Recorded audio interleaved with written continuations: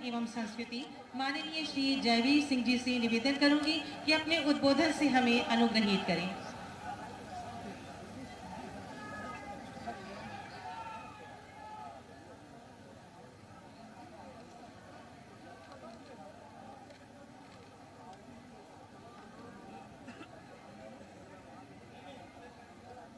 काकोरी बलिदान दिवस के अवसर पर गोरखपुर की इस महान धरती जो बाबा शिव की धरती के स्वरूप बाबा गोरखनाथ की धरती है, ऐसी धरती के इस भूमि पर विशाल समूह का मैं सबसे पहले अभिनंदन, वंदन और स्वागत करता हूं। इस पुण्य धरती पर महान सपूत ये सब घर से ही हैंडीक्राफ्ट का बिजनेस करके हर महीने लाखों कमाते हैं। आपको भी ये करना है, इनसे सीखना है तो फ्रीडम ऐप को अभी डाउनलोड कीजिए। जिन्होंने देश के लिए अपना बलिदान देने का काम किया और इस आध्यात्मिक भूमि के द्वारा आजादी की लड़ाई से लेके अब तक जिस धरती ने तपस्वियों को अवतरित करने का काम किया, गुरुओं और नायकों को देश के लिए सदियों से जो धरती देती आ रही है, आज भी दे रही है, ऐसी धरती के तपस्वी गोरख पीठ के पीठाधीश्वर हमारे उत्तर प्रदेश के गौरव महान तपस्वी माननीय मुख्यमंत्री उत्तर प्रदेश आदरणीय योगी आदित्यनाथ जी महाराज, जिन्हें आप सुन रहे थे, आपके अपने सांसद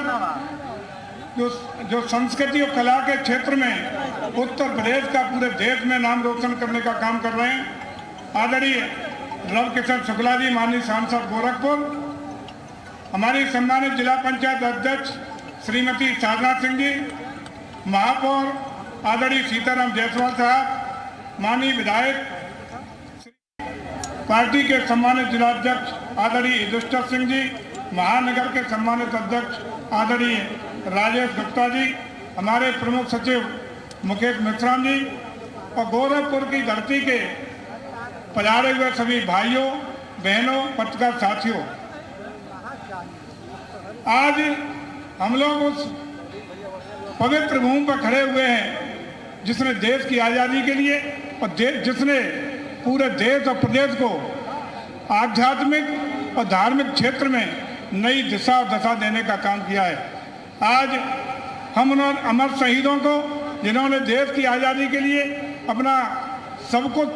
त्याग करने का काम किया, बलिदान देने का काम किया, कुर्बान करने का काम किया, ऐसे महान सपूतों के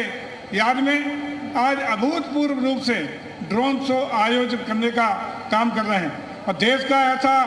सबसे बड़ा ड्रोन शो आपके सामने प्रस्तुत होगा। इसके लिए मैं अपनी ओर से आदरणीय मुख्यमंत्री जी का पुनः हृदय से आभार प्रकट करता हूं, धन्यवाद ज्ञापित करता हूं, जिन्होंने आज पूरे प्रदेश और देश को आज़ादी के महान सपूतों की याद में एक ड्रोन शो करने का निर्णय लिया और वो भी गोरखपुर की इस महान धरती पे निर्णय लिया, जो राम प्रसाद बिस्मिल जी के लिए हमेशा पूरा भारत जिनके याद करता है, जिनके कुर्बानियों को याद करता है। साथियों, केवल हम आपको ये बताना चाहते हैं कि हमारे इतिहास को बदलने का प्रयास किया जाता रहा, लेकिन आज वास्तविक इतिहास हमारी राष्ट्र, देश की सरकार, प्रदेश की सरकार आपके सामने लाने का काम कर रही है। आज भारत आध्यात्मिक रूप से और सांस्कृतिक रूप से तो निश्चित रूप से आगे बढ़ ही रहा है। उसका संदेश पूरे विश्व में एक महान ताकत के रूप में पुरानी विरासत के साथ, पुरानी भारत की पृष्ठभूमि के साथ जा रहा है। उसके साथ ही साथ हर मोर्चे पर भारत की विकास की यात्रा, भारत की रक्षा तैयारियों की बात करें या अन्य किसी भी क्षेत्रों में, आज भारत बहुत आगे बढ़ने का काम कर रहा है। और सांस्कृतिक राष्ट्रवाद के नाम पर आज जिस तरीके से भारत की संस्कृति को, भारत की विरासत को, भारत के इतिहास को विश्व के लोग विश्व पटल पर जानने का प्रयास कर रहे हैं, उसका जीता जागता उदाहरण हम लोग यात्रा करके लौटे हैं विभिन्न देशों की। कोरिया जापान की धरती पर हम लोगों को जाने का सौभाग्य सरकारी प्रतिनिधिमंडल के तौर पर जाने का मिला। वहाँ भी आज